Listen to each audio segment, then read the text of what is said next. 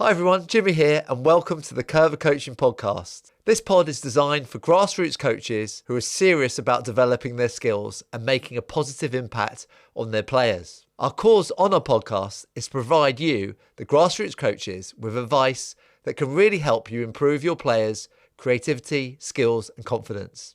Each week we'll bring you a special guest who will share their unique experience and insight from the world of football. From practical coaching tips to inspiring stories, our conversations will be tailored to our guest strengths, ensuring you gain valuable knowledge you can apply directly to your coaching, your players and your team. Let's get started. Well, welcome, John, to our podcast. It's great to be with you today. Thank you very much for coming. Pleasure. Okay, let's start. Let's go all the way back to when you were a young kid, learning to love the game and play the game. What inspired you, John, to get into football? Well, apart from avoiding schoolwork, I think... I just love sport. I'm blessed with sort of the natural ability of being a natural sports person. Yeah. And then actually, I wanted to be a decathlete. Daley Thompson was my hero, and I wanted to be an athlete. Okay. But I played football, I played rugby, I played hockey, I went cross country running, everything. Yeah. I was sports mad. Right. But football was something that was sort of special. And, we played, before school, we got there 45 minutes before school. At break time, we'd go out into the tennis courts and play football. At lunchtime, we'd play football. After school, we'd play football. It was just football. And yeah, it just, I'm from Yorkshire. I grew up in Harrogate in Yorkshire. And I guess, having played all sports and being a good sportsman, we got opportunities, the sort of core group. And I went off to North Yorkshire County Trials to play football, and they picked me, and I played sort of half a dozen games, I guess. Right. But I was sort of 16, 17, and otherwise I'd been playing Sunday league football in a local team, not to any great standard, not with any great coaching. And, we'd got this invitation, and I was one of the boys selected from my school, if not the only one of two. So I ended up playing for North Yorkshire, and I was then doing my A-levels. I was doing maths, physics, design A-level. I wanted to be an architect, right. And that was sort of my route. And right. Academically, wasn't the strongest point, and still playing all sport. But then suddenly I left school. I really struggled, and I dropped out of design. I was doing maths and physics, and it was a struggle. Sure. Would be for a lot of people too, John. I mean, those are three of the hardest topics probably you could pick, right? Yeah. Yeah. So, yeah, that was challenging. And I guess I then sort of had a decision to make around that pivotal time of around about 17 years old of, do I go to college? Do I, take a year out, then come back and try and do my A-levels again? Mm-hmm. At the time, funny enough, my mum's best friend lived next door to Eddie Gray. Okay. Eddie is obviously an icon of Leeds and Scottish football and the Gray family, as still now with Archie at Spurs. And Eddie said to this friend who lived next door, look, yeah, sure, we'll send a scout down and watch John playing for North Yorkshire, by all means. You speak highly about him, he's a great athlete, let's have a look. So I had a look, and then I had this opportunity and this invite to go down to Ellen Road and train. So I wasn't going to pass that up. I've just left school, mad keen on football and sport, and I've got a chance to go to Ellen Road and sort of go into the hallowed, ground and meet, the legends of Leeds, because it was about the mid-'80s, and Peter Lorimer's still there, Frank Gray is still there. And a lot of youngsters, Dennis Irwin, Scott Sellers, John Sheridan. Dennis obviously went on to play for Manchester United, and, a real bunch of blend of old senior pros and youngsters. And I came into this environment being completely alien to me. But, Keith Mincher was a coach, and Keith was, really, really good, and Pete Gumby. These two coaches really sort of gave me an opportunity and said, yeah, we like the look of John. We like, his I think the fundamental thing was my athleticism, and my enthusiasm for the game and my love and passion shone out more than anything. And I think they thought there was, some raw talent there to work with. So I got offered the chance to become a sort of a YTS, a sort of youth training scheme. It was a sort of at that era, it was a sort of a non-contract. It wasn't a professional contract. They hadn't seen me, didn't know enough about me. And anyway, so I got into the program with Leeds and spent 15 months there. And I'd started as a winger and a centre forward. And it wasn't until after about 12 months that I remember the day, actually, at Ellen Road. You've got the stadium, and then just you go down the car park, up the steps, onto the training pitch as it was then. And over in the corner was a sort of a caged five-a-side area, or a big five-a-side, eight-a-side area. And it was in there one day that I switched to playing at the back defensively. And instantly I felt comfortable. Right. And so they noticed that clearly, Pete and Keith. And the next game I played fullback in a reserve game for Leeds United. Can't remember where it was. And things just fell into place for me, and I felt comfortable. Anyway, to the extent that I then got released by Leeds about 4 months later, and it was sort of your world falls apart, and Sure. Then I got picked up by Bristol Rovers on a youth tour and got an opportunity, went on trial to Bristol Rovers, and then ended up signing pro for Bristol Rovers. But that journey of discovery of myself and playing the game and learning the game and being really thrown in at the deep end, I really literally thrown at the deep end without any sort of formal coaching and everything else, is a bit ironic that we're having this conversation now. Sure. So yeah, great fond memories of those early days. And okay, so I've got quite a lot of questions on this, John. In terms of the coaches you mentioned, Keith and Pete, was it? What do you remember of them? Why were they so effective, and why do you think they helped you so much? What were their qualities? I think their qualities were one of there was a good group of players there. Their qualities were allowing the players to express themselves and flourish naturally. And they were there to create a framework, to have the confidence then to be able to play within that, and to, I guess, coach players in a manner that was bring out and identify the skills and attributes that I had personally, rather than sometimes I think people try and manipulate and structure players into what they think they should be. So I think, the modern game can sometimes be over prescribed as to what coaches want players to be, because it's more defined by, where clubs are and where coaching can be. It's why I love Coerver Coaching, because I love the fact that that's all about personal development. And, I think that's sometimes gone out of the game a little bit too much, is allowing players to flourish and develop themselves. They watch football on TV. They want to emulate that. They go out in not the street so much nowadays, but in the park, or they go out and play in their teams at the weekend. And as kids, you play, in the enthusiasm and the natural propensity to sort of naturally develop is quite refreshing in many ways. And so the balance of making sure that you're in the right environment, you develop your personal skill sets to the right level, but understanding how that needs to fit in with the structure and develop those specific skills well. And I think, both coaches at Leeds United were able to do that for me. And I had much more time to do it back then than you probably get now, I think, to a degree. So right. I think back then, I was a late developer. I was lucky, maybe, you've got to be in the right place at the right time. There I was at Leeds United. I got released. Bobby Gould, who was the manager, had just taken over at Bristol Rovers, was on a boat trip with Bristol Rovers youth team, and Leeds United youth team were on the same ferry going over to France for this youth tournament. They got chatting with Pete and Keith and Bobby. The guy that I'd been at Leeds United with, David Mayhew, Bobby knew from his days at Sandhurst.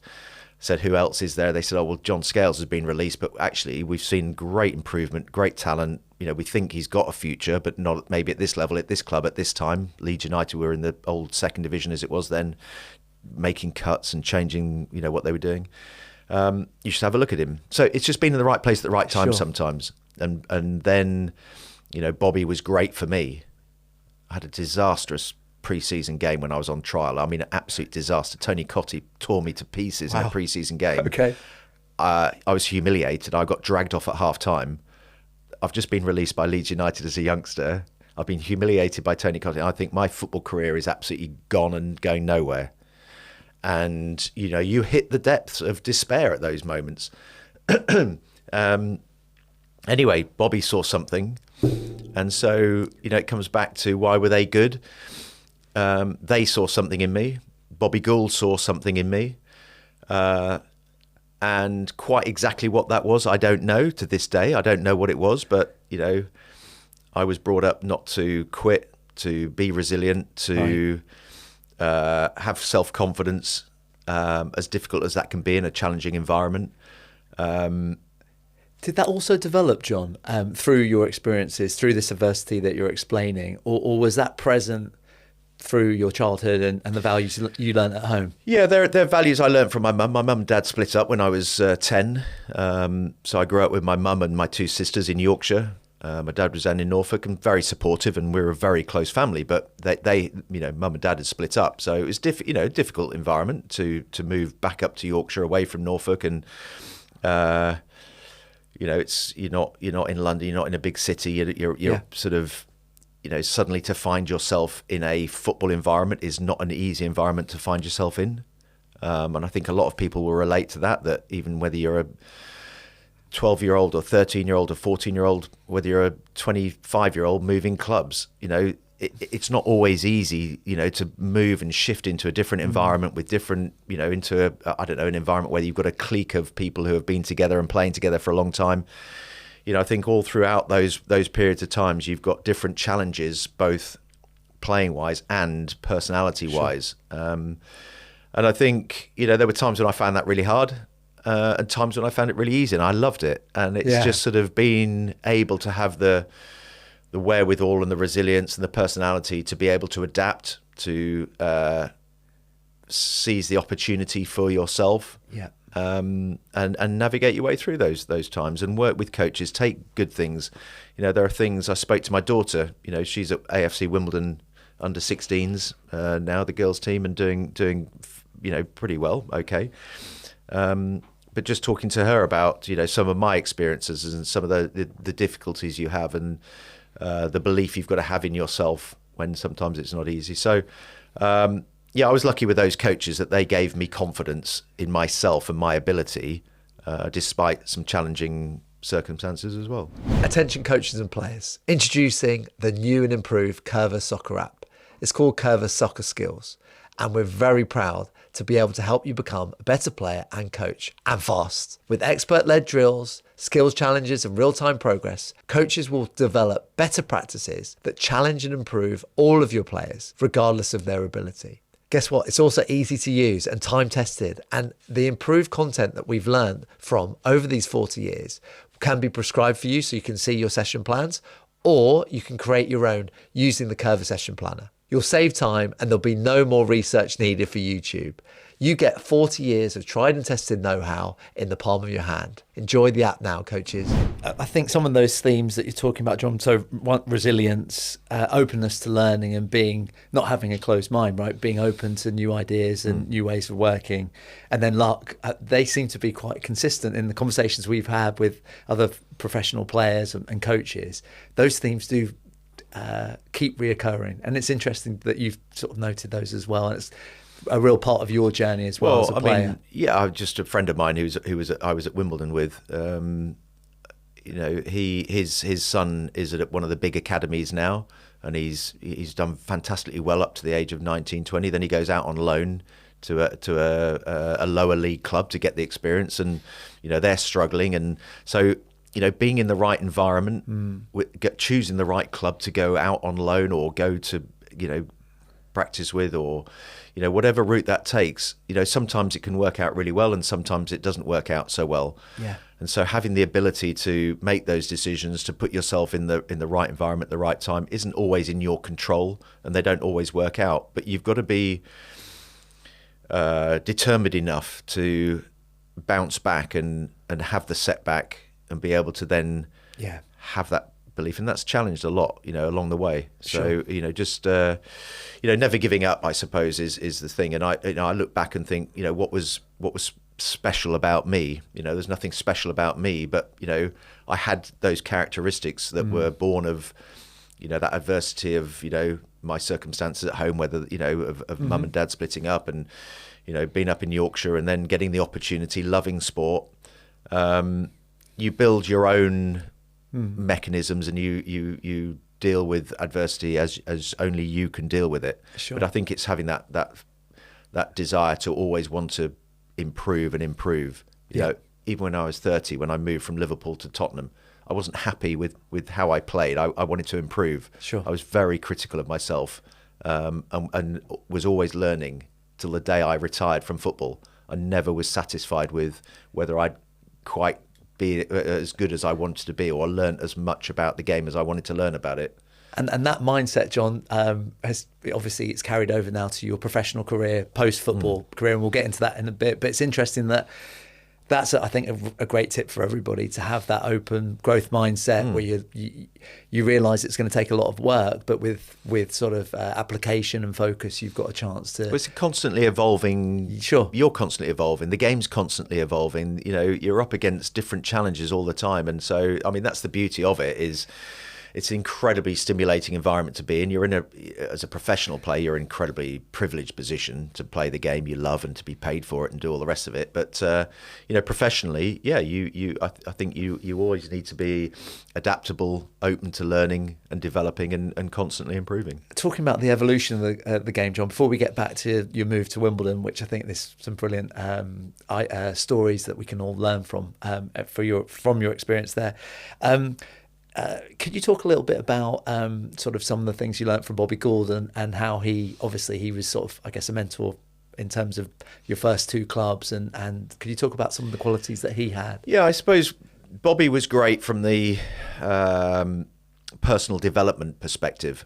Right. The support and the personal development and the environment you're in and the players you're in and around and the dressing room. Look, I went to Wimbledon, the crazy gang, and it's legendary of how challenging an environment that was, but how unique and special it was as well. Sure. As much as the players would challenge each other, they would also support each other. So it's a very close knit bond.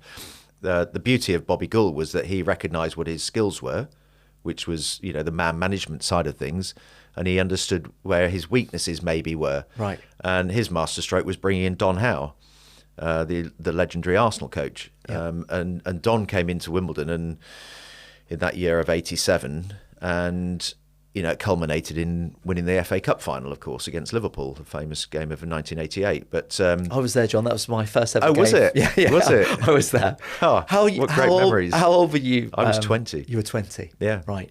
Yeah, May. Amazing. I think it was 14th of May, was it? May 1988. But, I was sub. I'd got an injury. I picked it up. I was,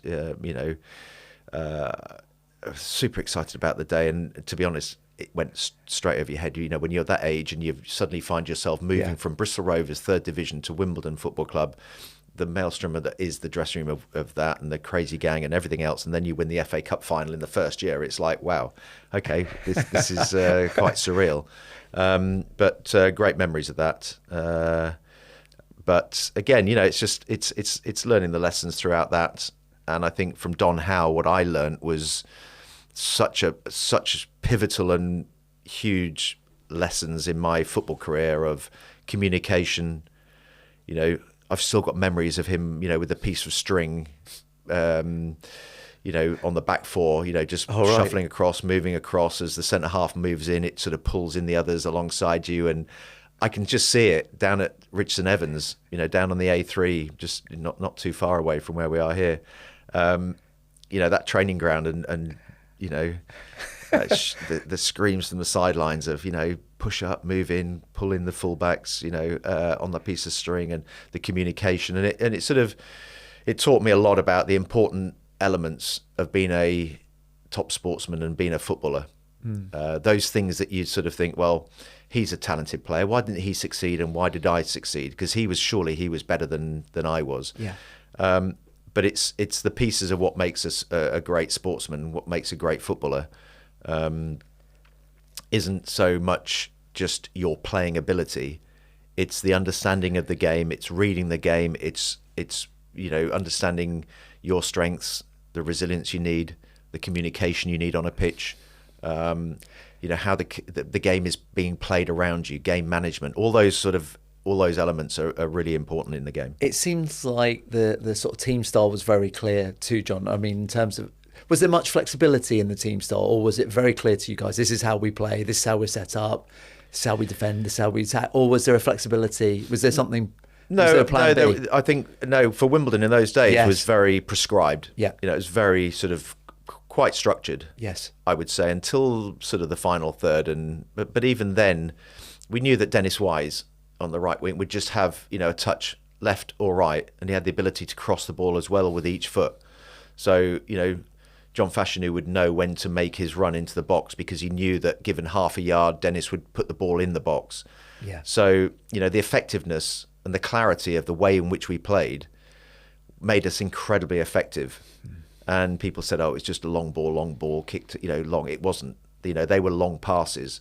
They were into areas that we understood exactly what we were going to achieve by that. Sure. We would move across the pitch and work an area of the pitch to our advantage.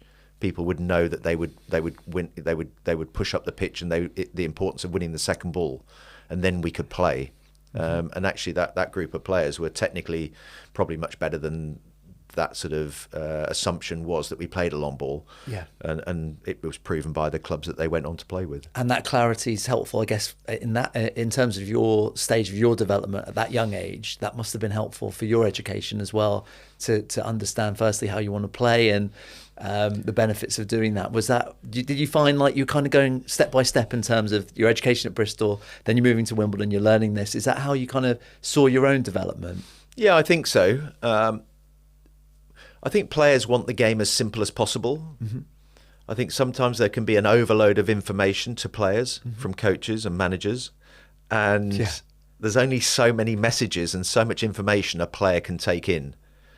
And I think you can do the things on the training ground that you want to influence and talk and do all that, and come to the game on a Saturday, you want it to be as clear and as simple as possible. It's like my daughter does high jump. My other daughter, she's a high jumper, and that's a very technical sport. And we've just been at Brunel University with one of the country's top coaches and a sort of masterclass, and it was very interesting, how just a couple of simple instructions and simple messaging and simplifying the whole process can bring clarity to what you're doing. Sure. And it's the same in football. It's an incredibly technical game, and there are times when you need to sort of really learn and develop as a player. But fundamentally, it comes back to the basics. Have you got a good touch? Do you read the game well? Can you pass the ball well? Can you move into space? Do you appreciate space for the player on the ball to give them options to make the game simpler for them? Yeah. What's your first touch like, and what's your ability to open the ball up to see and then play the pass? And so things like that are technically difficult to master in many ways, but actually very simple in the concept. And so that's what I always remind my daughter or players that I come up against and who I work with. I'm involved with a non-league football club now, and we played last night. And again, my messages before the game were very simple. I think that simplicity and clarity is also particularly important at the grassroots level, John, when you're working with young players in particular. And I think I work with younger boys, under 12 boys and under 12 girls, and boys in particular, I think, need that simplicity and because there can be sort of concentration issues at play and all that sort of stuff. And I think simplicity and also explaining what the benefit of what you're trying to do for them becomes important, and then they're with you. Yeah.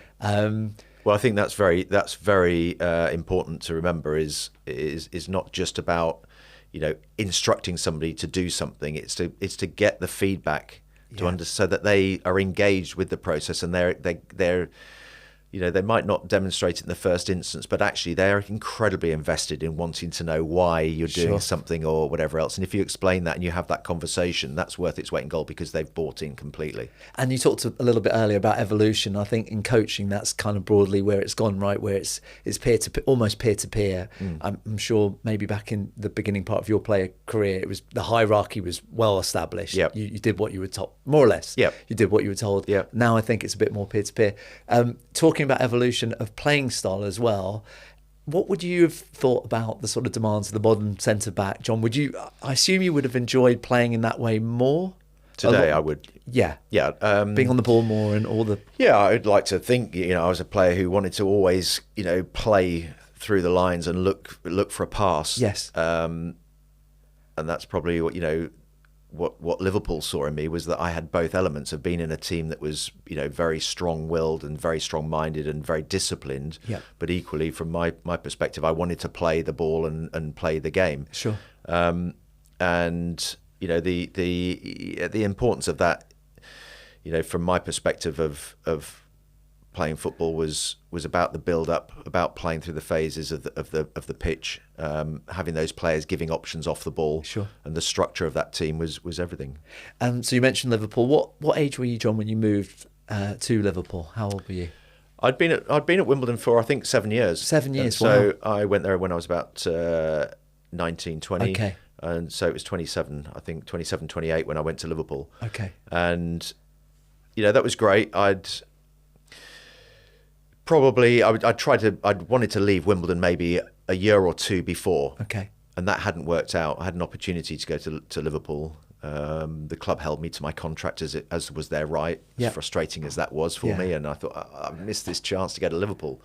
And then Graham Souness had left Liverpool, and Roy Evans had taken over. And I thought, well, he's going to have a different opinion about different players and have, want to recruit elsewhere. Sure. But actually, thankfully, he wanted to sign me, and I ended up signing there in '94, September '94. And it was a huge relief, I suppose, because I'd wanted to test myself at the highest level. There'd been speculation. Blackburn were interested in Kenny Dalglish, one of the great heroes of Liverpool, obviously, was at Blackburn and doing, good things. And Ray Hartford had gone there, who was my coach at Wimbledon by that stage with Joe Kinnear. He had left Wimbledon and gone there. And, I had Liverpool here and I had Kenny Dalglish, there. And so what a privilege to sort of have those two options. And going to Liverpool was interesting because I was of an age where I'd played for England, and I'd been in a couple of squads. I'd been in the B squad and played, and I had a taste of thinking, well, I've got the ability to move to the next level. Sure. So you were ready. You felt like you were ready. Yeah, I felt ready. Absolutely, I felt sort of pass ready almost, and so I was itching to get into Anfield and get to Liverpool and sign and get playing. And yeah, it was a totally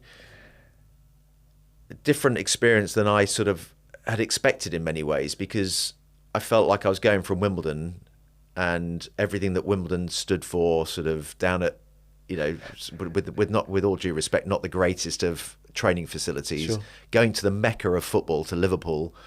And Melwood's training ground was sort of quite old school. Ronnie Moran was there, who'd been through, with all the legendary managers, and the players were a bunch of players, the same sort of lads, same dressing room, same, sort of way of playing the game fundamentally. Right. The skill level was on a different level. John Barnes, Jan Molby, Ian Rush, Jamie Redknapp, Steve McManaman, Robbie Fowler coming through. The quality of the players was just obviously on a different level. Sure. But it was very much an environment that, in a way, regulated itself. Roy Evans was sort of the orchestrator of that team, and just knew that the players had the ability to play the game on a different level, and his job was to orchestrate that. And my game moved to a different level. We played three at the back, which was quite alien to me at the time. Mm-hmm. So trying to adjust and adapt to playing three at the back as Roy wanted to play, that was an interesting challenge, with Neil Ruddock and Mark Wright and Phil Babb and Steve Hartness playing left wing back, and Rob Jones playing right wing back, and Jason McAteer on the right as well. Stig Bjornaby, those players around that era, the challenge that we had as a back three and actually wing backs and playing was interesting.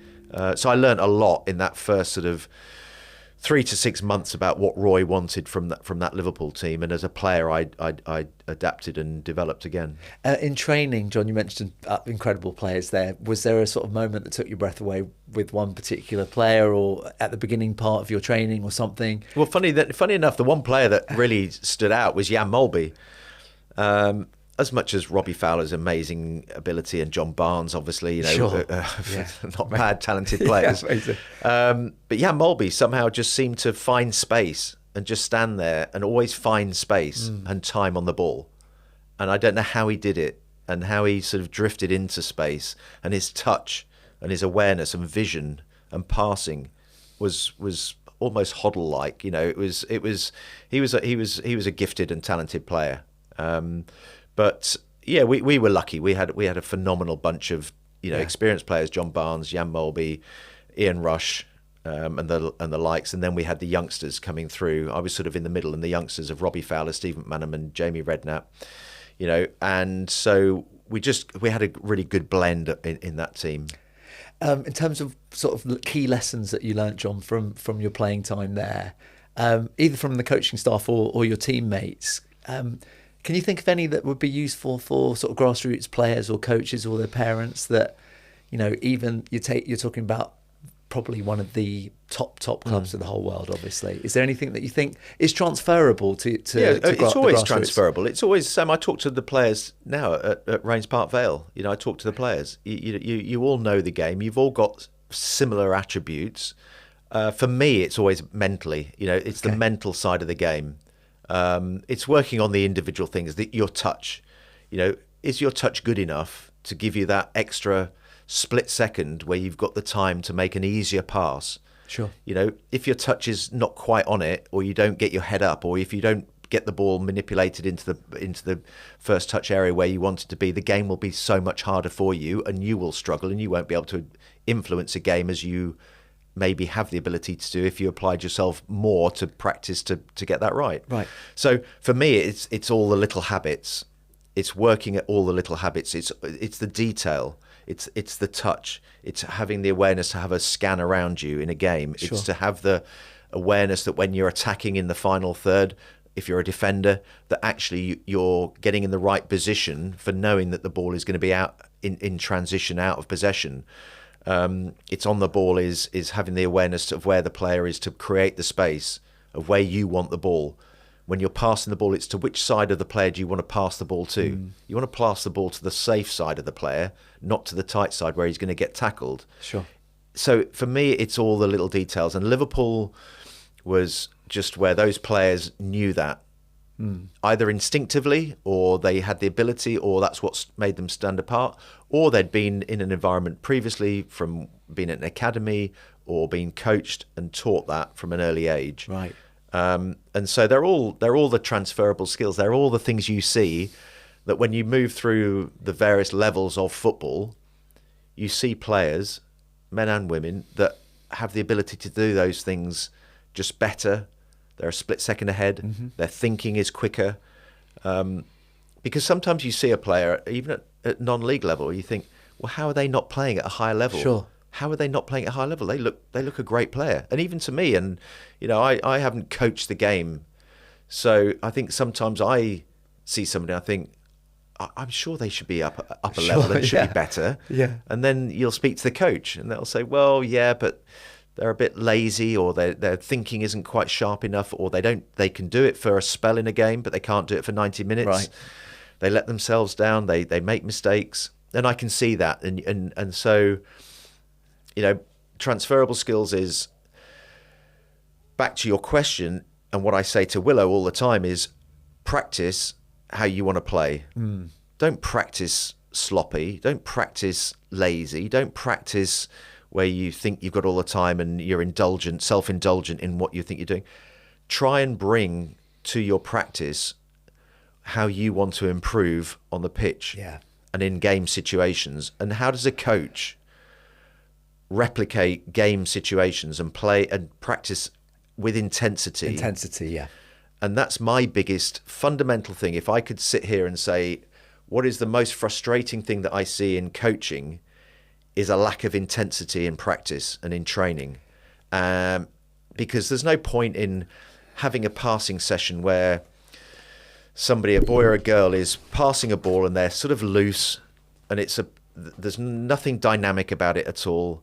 There's no need to pass. The pass is slow, so the touch is easy. Yes. They're not getting anything out of it. They haven't got a touch where they've got to move it to a place to then pass on. So I think when you boil it down, it comes back to the point of simplicity. But simplicity means that you practice at the intensity that you want to play a game. Yeah. And that's so lacking in so often in so many situations. And so when I was playing at the highest level, we would practice with intensity, and we improved, and we went into games with a mindset that was alert and switched on. And you see youngsters who don't develop so well as their ability has the potential to develop, because they're not in an environment with coaches that are practicing with intensity. I think it's, John, it's absolutely my experience coaching at the youth level, where I'm coaching a boys team, coaching a girls team, and particularly the boys team, they come in and they're all over the place. They're excited to be there, but they might have not seen their friends at school. And it's difficult to firstly get the concentration, but also instill in them that there's an objective to this session. We want to have fun, but in order to improve, we need to be intense. Everyone needs to be focused, and we need to go right from the first minute to the last. And that's been difficult, John. That's very difficult. And that's the art of great coaches. Yeah. The art of great coaches is being able to get the attention and get the engagement of their audience. And I saw it with Rains Park Vale. We've just changed the managers. Hayden Bird is a guy who's been at Bromley, he's been at Kingstonian, Merstham, and done pretty well at this level of football. But I saw him take the first session at Wimbledon College down the road on a 3G pitch, and we've got a new group of players, and instantly to have the attention of the players is quite a masterful stroke in the first instance. Then how you then influence the group is the next thing. But any coach of any age has got to get the attention of a young group of as you say, boys or girls who have been hyperactive at school, focused on all that, and then they come here, and you've got to sort of bring their attention to focus on practicing well, because there's no point practicing badly. And so that's what makes a great coach for me, is being able to bring it straight down into the session, know what they're going to do, to have a flow. And by having the sort of dynamic session gets the players' attention anyway, because they're busy. They've got to think. They've got to be engaged.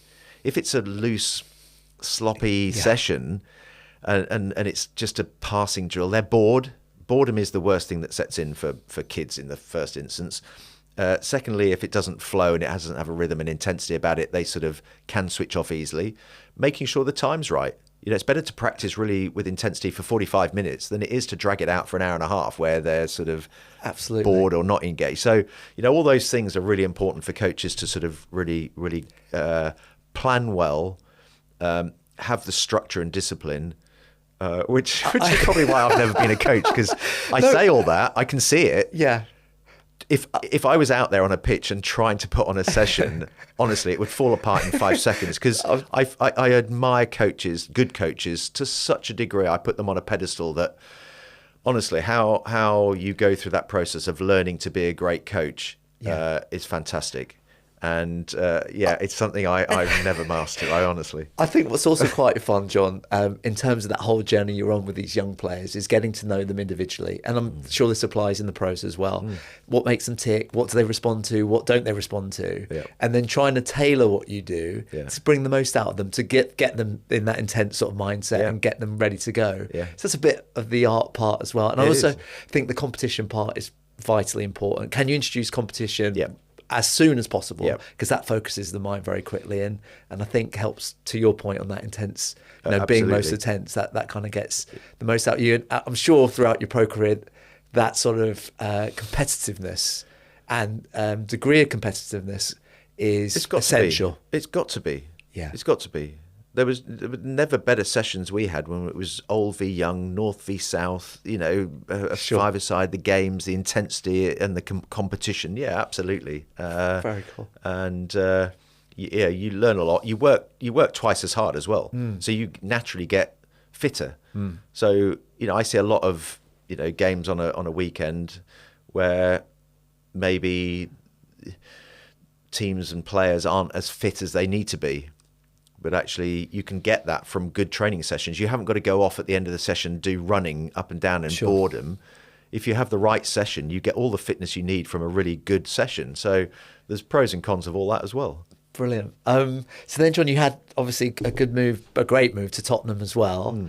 Can you tell us a bit about that experience and what you learnt from there?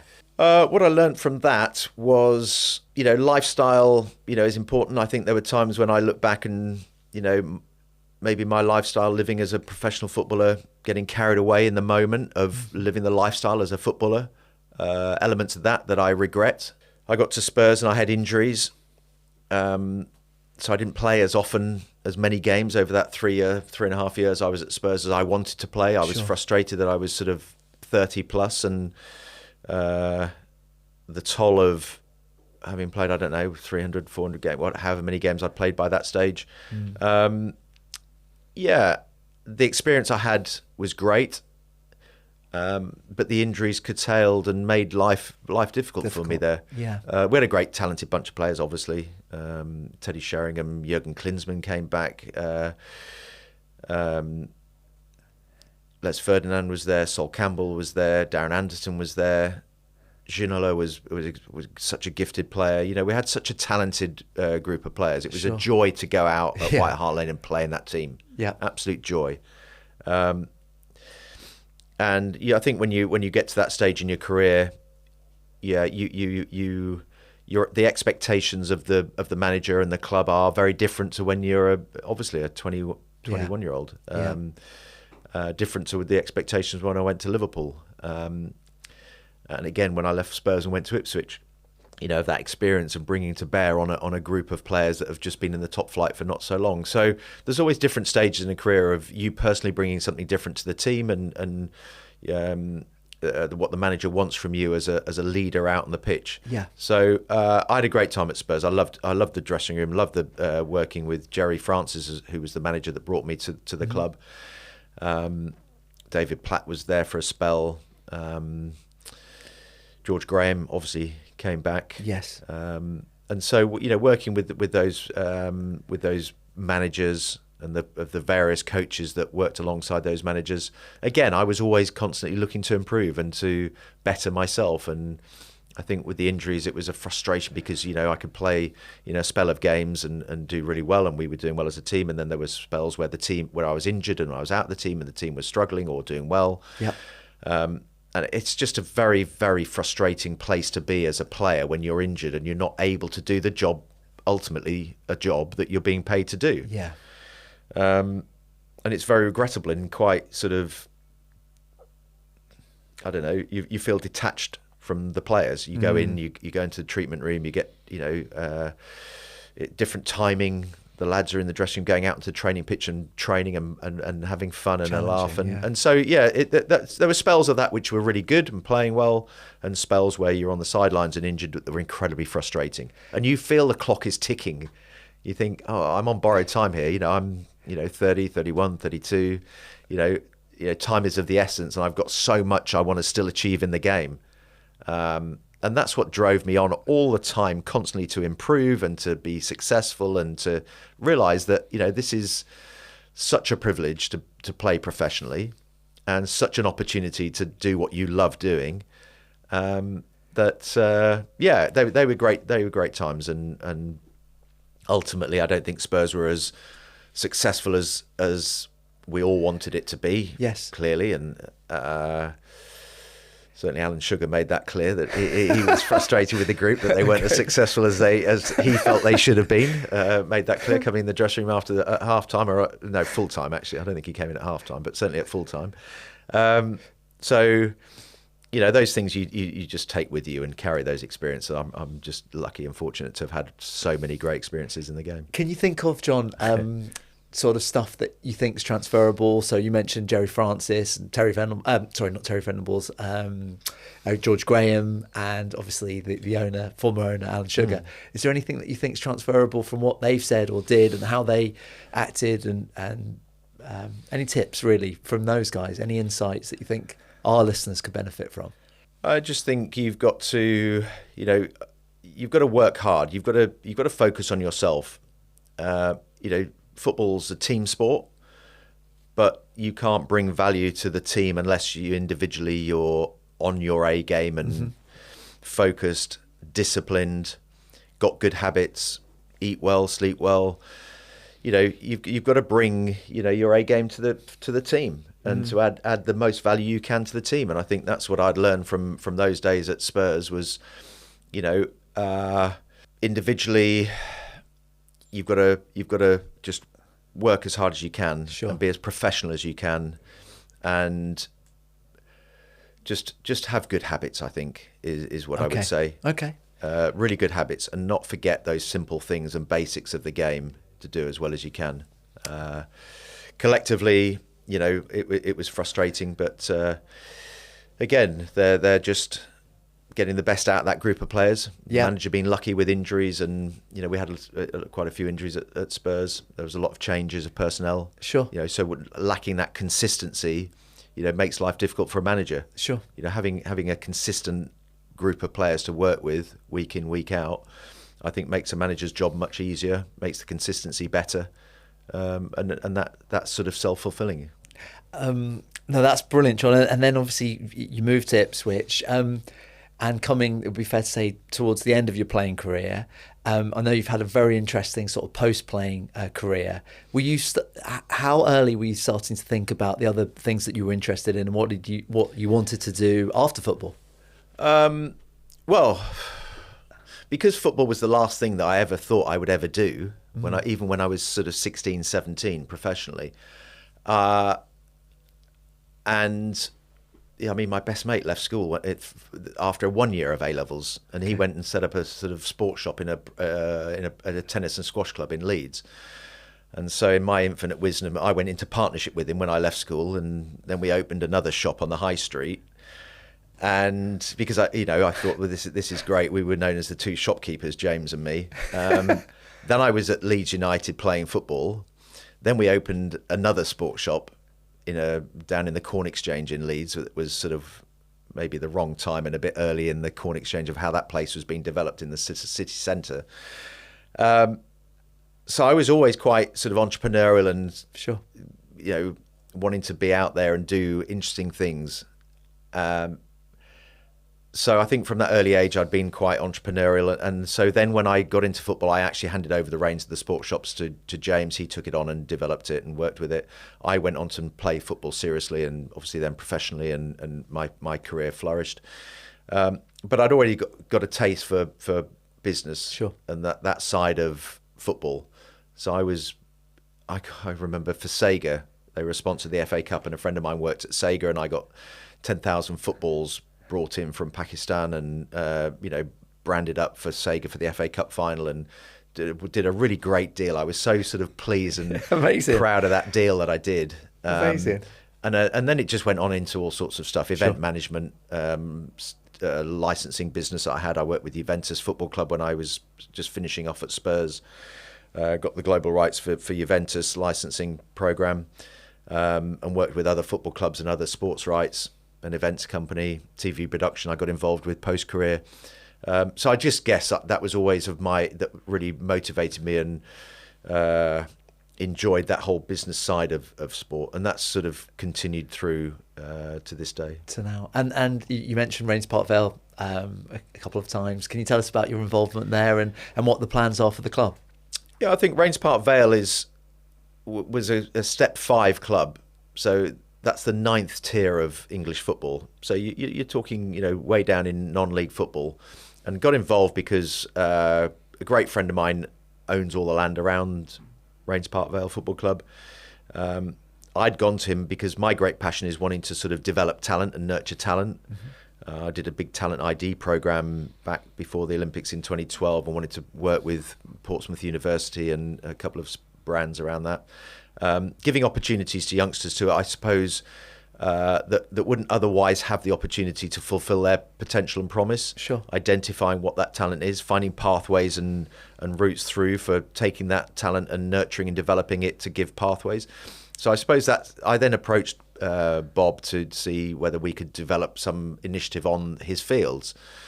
And, that's been quite a journey to where we are today, which is we're looking seriously at leaving a sort of a legacy, I suppose, of building a community sports hub where we can facilitate predominantly football, but other sports as well, where we can bring youngsters in and give them an opportunity to see where their talents lie and to give them coaching, pathways, nurturing, education, and all that side of things. And so within that, Rains Park Vale Football Club sat on the land.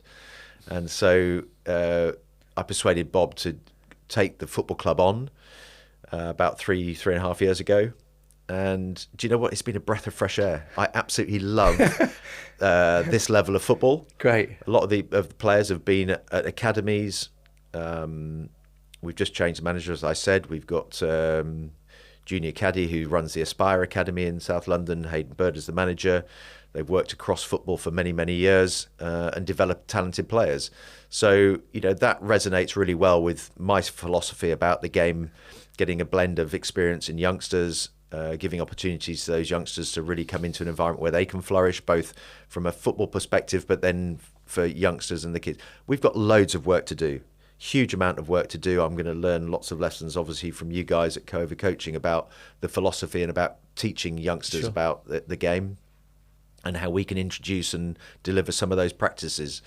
So I'm excited about all that. It's a big project. It's an ambitious project, but I want it ultimately to have a great legacy for the community of in and around Rains Park area. That's brilliant, John. I mean, you seem it's great fun. Very passionate about it, and it seems like it's good fun, and you're involved. I know your involvement in it is kind of more than daily, right? Does it seem like a full-time? Yeah, it does. It almost overwhelms you because it does. It becomes, pretty full time. I mean, the plans that I've got to develop this sporting hub and this sporting legacy is quite it's an ambitious and it's a big project. Working with, Rains Park Vale Football Club, of which I'm also involved with, the land itself, the local authority, Merton, have got great ambitions to be one of London's leading boroughs of sport. And what I found with Merton Council has been fantastic. They're really embracing the whole idea of wanting to uplift sporting activity across the borough, facilities, the well-being benefits that come from it. AFC Wimbledon, what can we do? Where is there mutual benefit to working together? There's so many elements to it, and not least of all, the actual Rains Park Vale first team. We're in the Isthmian South Central League. We're on the verge of the playoffs at the moment, and I'm as competitive today as I've ever been. That last night, we played a game and we drew 2-2, and it puts us in and amongst it. We've got maybe 11, 12 games to go, but I'm super competitive about wanting to get into the playoffs and what's our chances of getting promoted. And that whole side of the competitive side of the first team is as motivating and stimulating as it is about the legacy and the coaching, the kids, the development of all that side of things.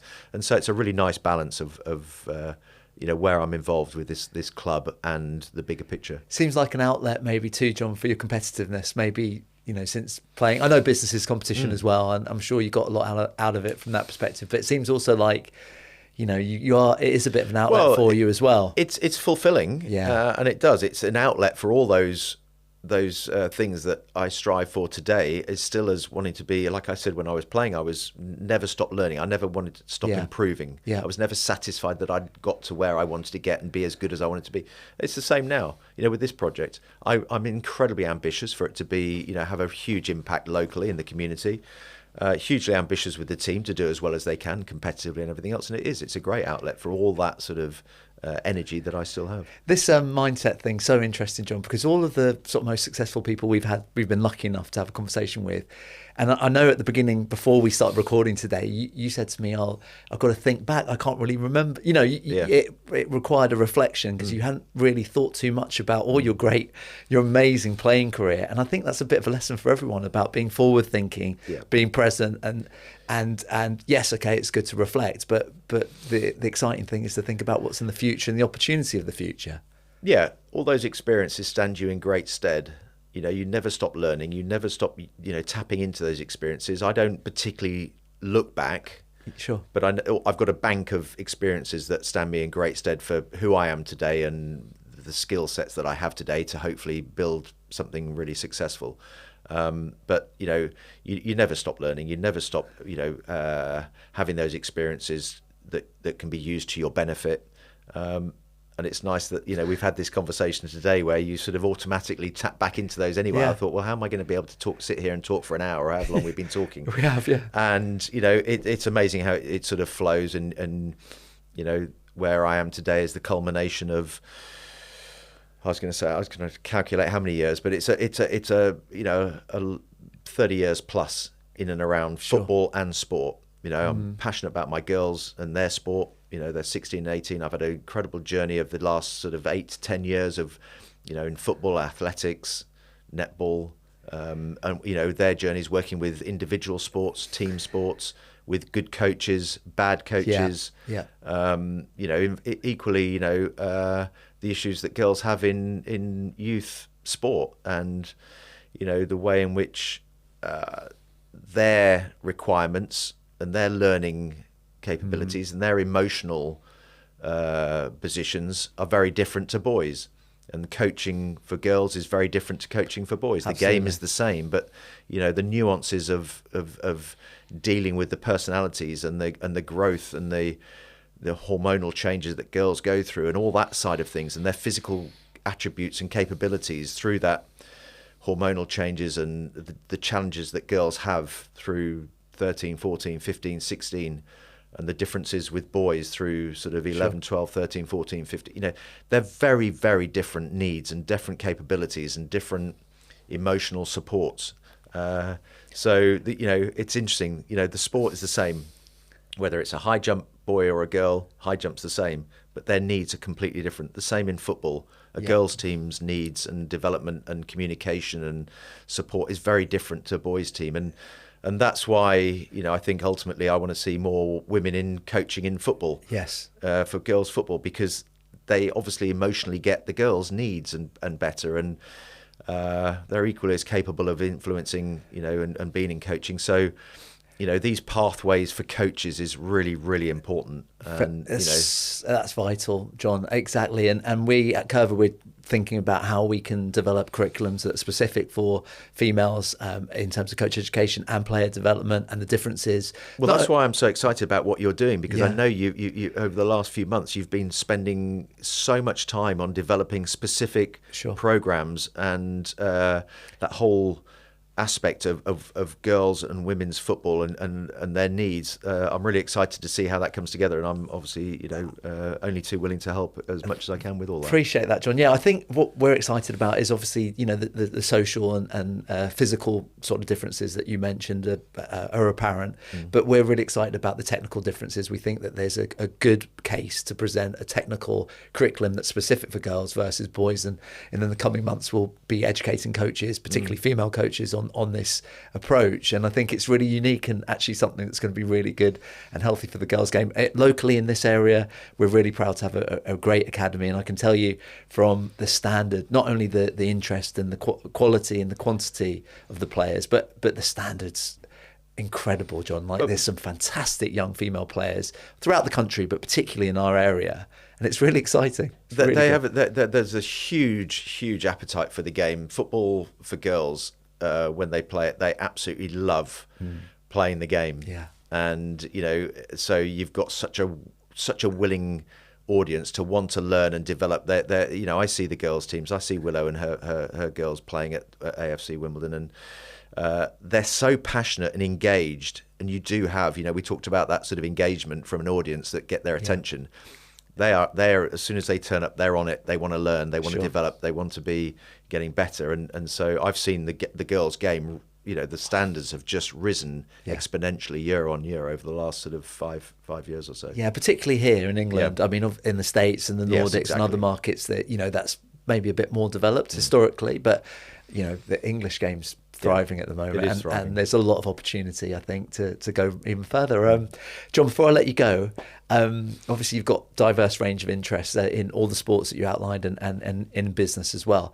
Are there any books or podcasts or anything else you would recommend? Normally we ask our guests, they might have a great book that's really helped them or affected them recently on whatever, or a podcast they're into that also has helped them.